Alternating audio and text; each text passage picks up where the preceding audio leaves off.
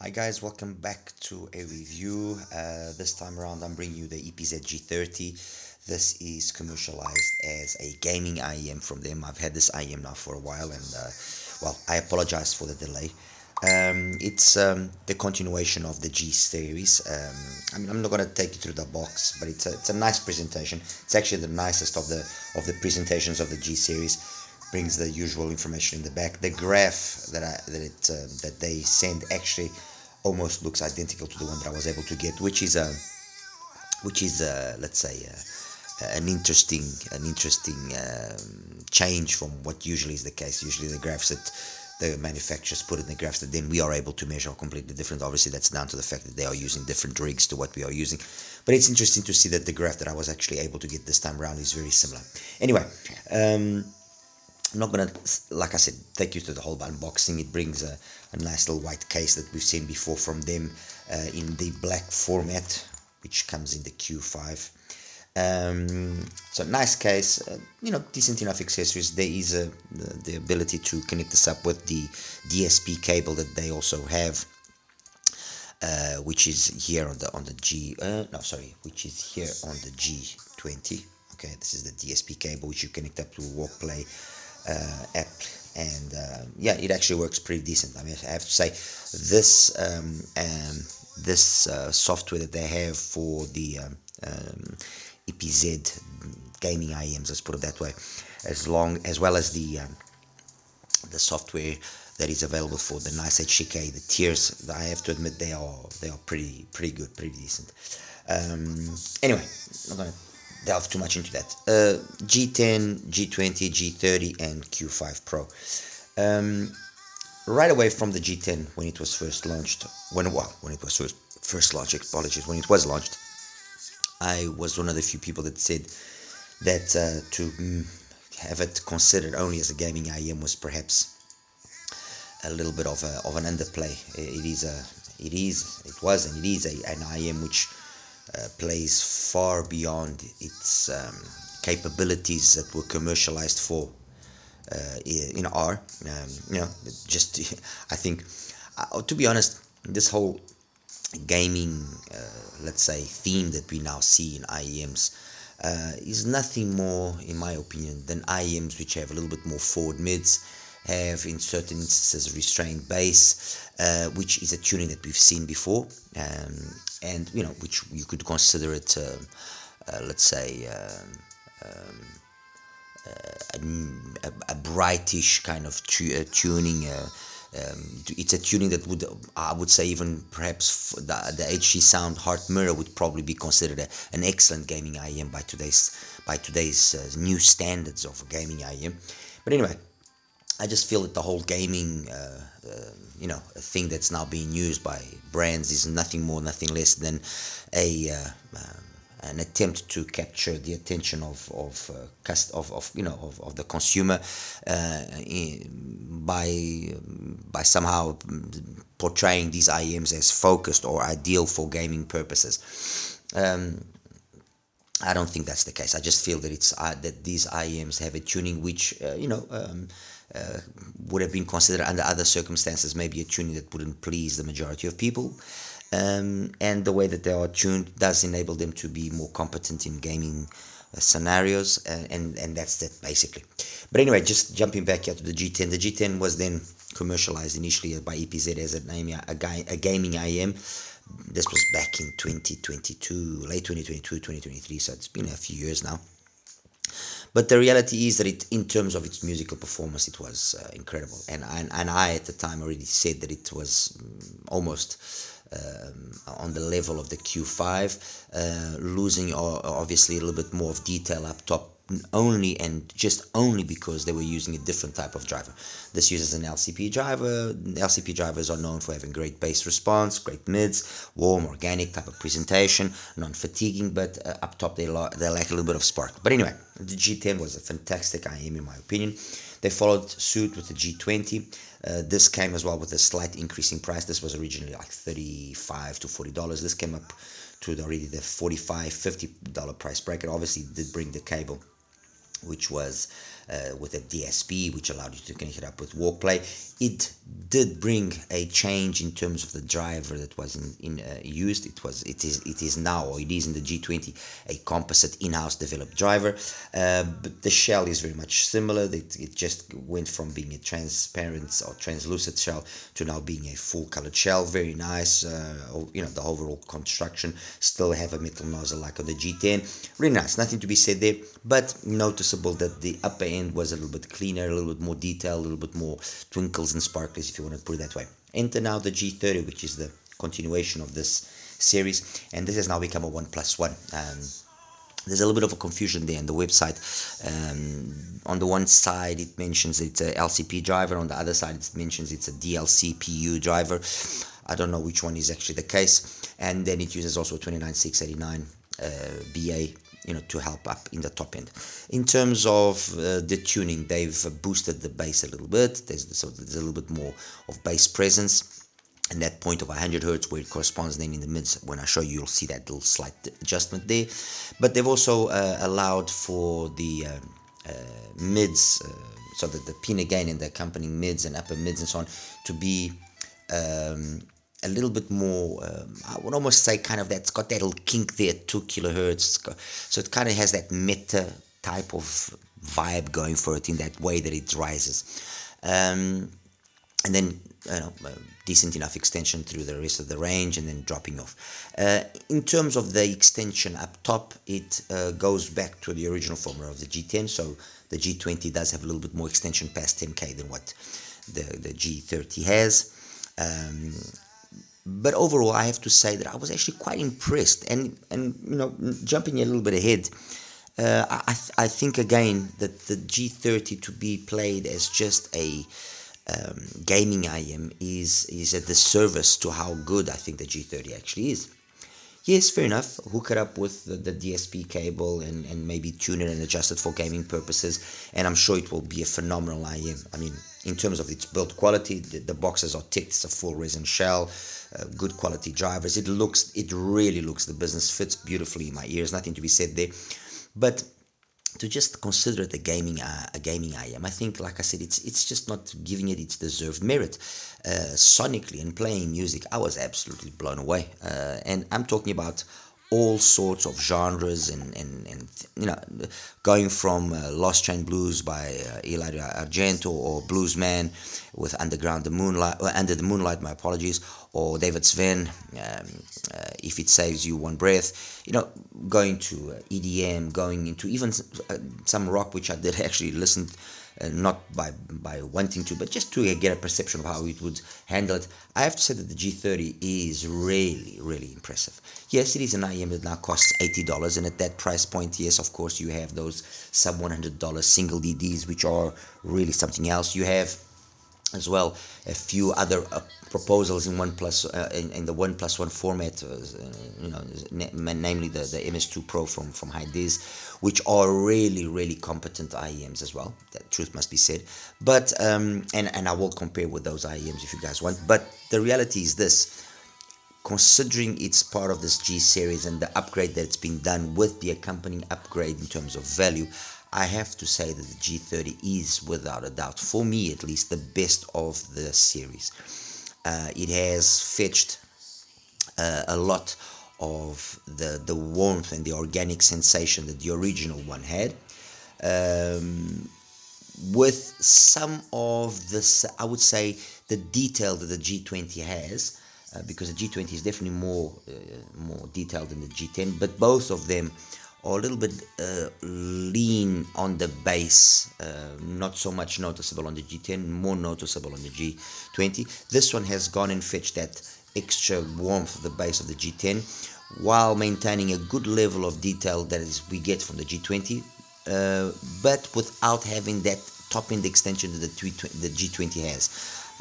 I know I'm maybe sounding a little bit confusing now, but and I'm guessing this was down to the fact that they are now using a BA to do the upper frequency range. They wanted to make sure that we got all of that clarity that the BA driver can provide without entering an area where that BA timbre can become problematic. and I think that the job that they've done here to obtain that balance has been spot on, honestly. um, in terms of gaming, you guys know that I don't do much gaming, but the little bit that I did, just okay, just try a few games that I downloaded on my phone just to see how it would be in gaming, and if there was that, was fine sonically, and that's where I really went and test and put the G30 to its bases. I was impressed. The bass, it's got a nice, clean, full bass. It's very organic, very old school, very musical. And I think that's the one of the characteristics that best describes the G30. It's a very musical IEM, with these very well executed mids, great extension into the upper mids and into the treble area, and then just the right amount of extension up top to avoid getting into problem areas, let's say, that the BAs can generate, with them becoming maybe a little bit too sharp, a little bit too cold, but still giving in a good amount of detail. I would have liked, I'm not going to deny, that maybe they would have added a switch, since we have gotten a price hike, that maybe they would have added a switch that could have given us that little extra sparkle, something along the lines of what we've seen CVJ do with some of their gaming IEMs as well. But honestly, not having it's not a deal breaker in my opinion. I think that the fact that it's so musical, so sonically capable, is more than enough to justify its price, and it's being a valid option that we can actually look at. As for the Q5, I brought the Q5 Pro just to kind of position the rest of them, and you guys can understand. And the Q5 Pro, like I said, and when you see the graphs, you'll understand that they all are tuned very similarly. The one that probably does move away slightly in its tuning format is the G30, because of the fact that it's got then that BA doing the upper registers. But it's interesting to see how this, which is an IEM that was tailored to be a musical focused IEM, is every bit as capable as those two in terms of its, let's say, gaming performance.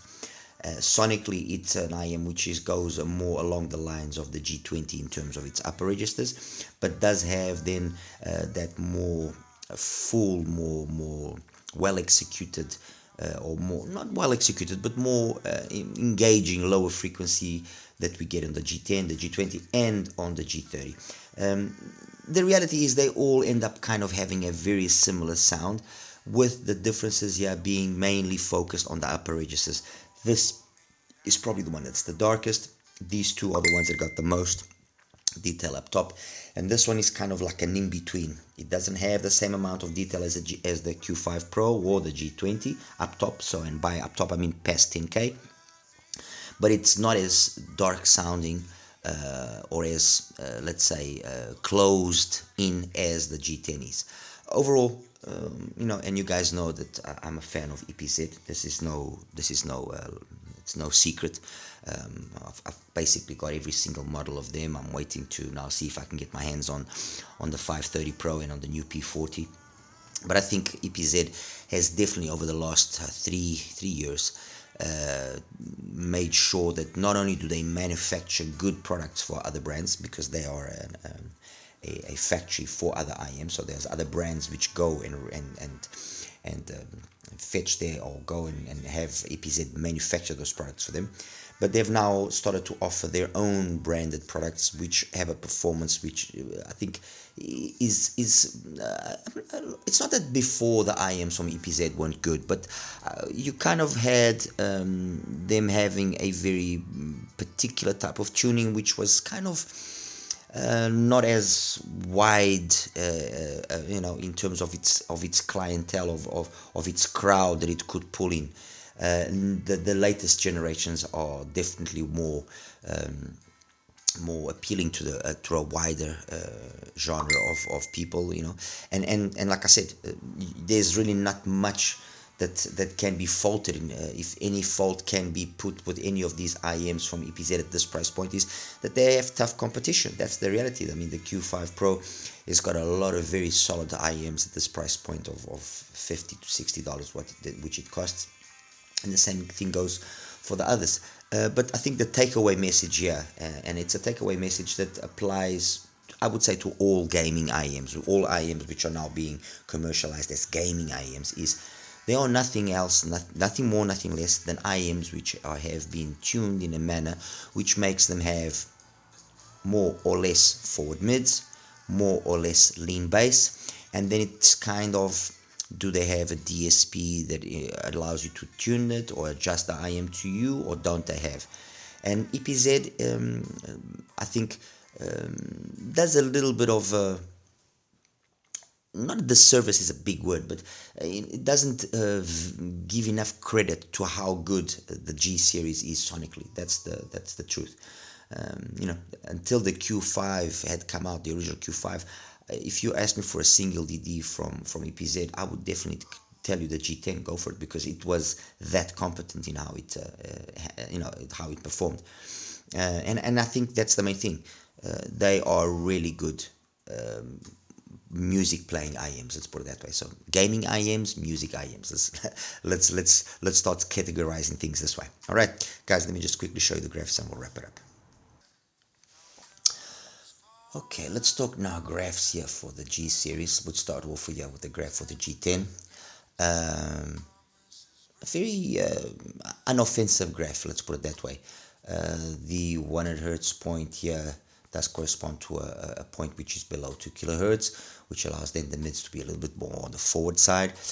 However, because of the fact that it's using an LCP driver, things don't get as let's say bright sounding as you would be led to believe by the graph. On the other hand, the amount of bass that you see here also isn't as big as what the graph would lead you to believe. You know, there's a good balance that's struck, but tendentially the sound is more on the leaner side of things. Let's put it that way. It's a nice, very well executed bass. That's the reality. Not as big sounding as this amount of energy that you see here would make you to believe. The G20 graph's almost identical, as you can see. The difference is up top here, and that comes down into that different driver material that they're using. And that different driver material has allowed for the sound to be significantly more detailed in the upper mids and treble than the G10, making then I would say, if you are going to use it for gaming, you know, more proficient in its imaging and positioning of things. But musically, it then gives songs that little extra, you know, twinkles and sparkles, which are always very welcomed, never reaching a point where they become aggressive or unpolished or anything of the sort. Again, we have here an amount of bass below 100 hertz, which isn't entirely what you hear. It's not as sub-bass focused as you would be led to believe by this, but the upper mids, and the treble are the mids, upper mids, and treble are more opened because of that extra energy that we do have here past 10K especially. But somehow, you know, the musicality and the organic sensation that we get from the G10 hasn't been lost. It's just been improved upon. And then let me put here the G30 now. Maybe actually, let me see. Let me make the G30 red so it kind of really stands out. Okay, so the G30, as you can see, and let me just first compare it here with the G10. I've normalized everything at 500 hertz, a little bit more mid-bass presence, and it's noticeable. That kink, like I said there, on the 2 kilohertz area. If you look here, 100 hertz on the G10 corresponds to about 1.5, but on the G30 it corresponds to about 2.5. So the mids are not as forward, and this is where I say that, you know, just to call this a gaming IEM when it's this competent in terms of its sonic capabilities, I think it's not fair. Honestly, I really do think that it's not fair. It plays way better than what you would think if you were just looking at it as a gaming IEM. I mean, it's really, really competent sounding, trust me. Compared to the G20, very much the same situation. Nice warm sound, but it's still very much detailed and capable of keeping up with the G20. Yes, the G20 does have a little bit more extra energy up there, but I think it's just down to the fact that they used the BA and they wanted to make sure that the BA didn't shout or reach any point of shoutiness at any point of listening to music. And then finally, the Q5 Pro. Let me just change the color to black. Q5, let me first initially compare it to the G10 so you guys can see how that was. So Q5 Pro, G10, very similar, but sonically you listen to one IEM and the other, and there is a difference in sound. The bass is clean, detailed, very precise sounding, because the way that this energy that we get here, it comes across, is allowing for that incisiveness in the bass to be present. Okay, compared to the G20, very similar, very similar. The difference in detail up top, very minimal, to be honest with you. It wouldn't be, I don't think I would be completely wrong by saying that they maybe even use the same driver. Okay, compared to the G30, same sort of bass, without a doubt. Just that on the Q5 Pro, there's just that little extra amount of cleanliness because of the way that the upper treble, the treble and the Pastinke extension has been done. It just gives it a little extra more incisiveness. But ultimately, look, what I can say, and I've repeated it, and I'll say it again, any one of these IEMs is very musical, very capable of playing music very well. If you have to now ask me, oh, but Tony, which one would you choose overall, and which would you think is the best IEM here? Look, I would, my money would go to the Q5 Pro and to the G30. That's where I would take my money to. You know, I just feel that those two have done enough to stand out. The Q5 Pro, in terms of price, it's basically priced at the same value as the G20, a little bit more than the G10, and it does more than those two do, and it's not a gaming IEM per se, as they say. And compared to the G30, look, it's difficult to ultimately say which one is best, because there is a noticeable audible difference between the two of them. You pick up on it quite easily. I think it will be just down to personal taste and how much money you want to spend. You know, how the IEM fits. That I think would be the deciding factor. All right. Anyway, guys, any questions you might have, please feel free to ask me. And as always, like and subscribe. You take care now. Bye bye.